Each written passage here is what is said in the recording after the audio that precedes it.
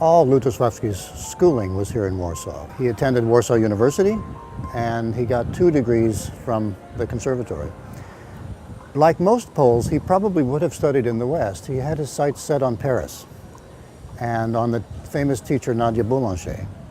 But this was about 1939 when Adolf Hitler had other plans for this part of the world.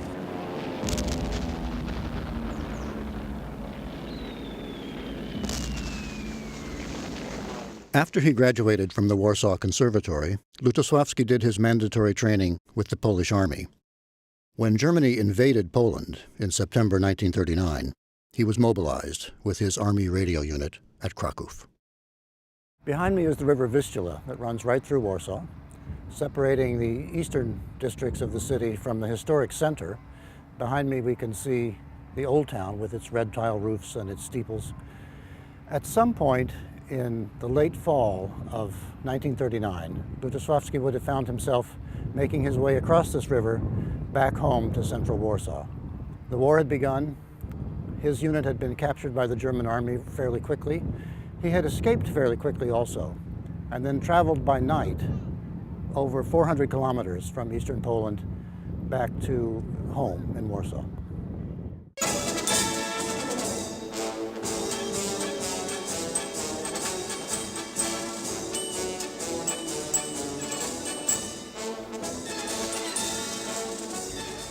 During the German occupation of Warsaw, 1939 to 1945, they banned almost all normal musical life. So music left the concert halls and went underground and into places like these, into coffee houses, which were gathering spots for actors, artists, intellectuals, writers.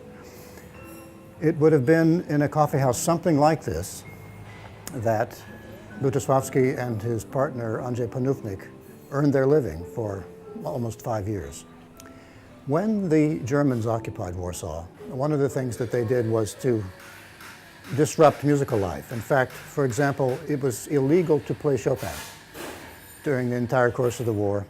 You couldn't put it on the radio, you couldn't play it live, because of course Chopin was a symbol of the Polish national character, which the occupiers wanted to destroy.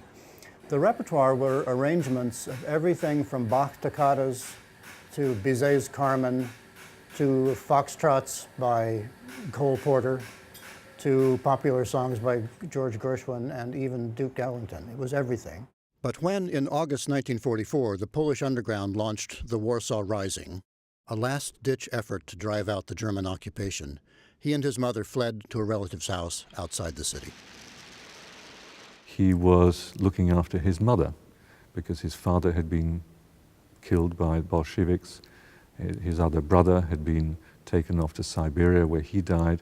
So he spirited her away, and there's an extremely touching document. It's a collection of little notebooks, and he and his mother together sat composing and copying out little exercises. It tells us that at a time of extreme distress, when they would hear all the explosions and at night they would see the sky lit up, that they were huddled together in a little attic, composing what might seem to be little ditties and inconsequential little canonic pieces. It gives us an insight into how there can be a complete difference between the external appearance of what a composer does and what's going on internally. Now, 1944, when there were uprising of the Polish underground army in Warsaw, it was burnt down together with all my belongings. I just took one suitcase with my manuscripts. This paraphrase of 24th Capriccio of Paganini was made by myself without participation of my partner. So I took it with my composition, but the whole lot that we made together, yes, still remained there. And I didn't expect it to be burned down, but what? It's life. It's life. So yes. surrounded by chaos, murder, mayhem, and a kind of collective insanity.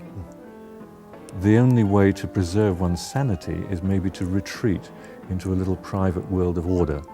And I think that is part of the key to his personality, not just at that time during the Second World War, but right through his life.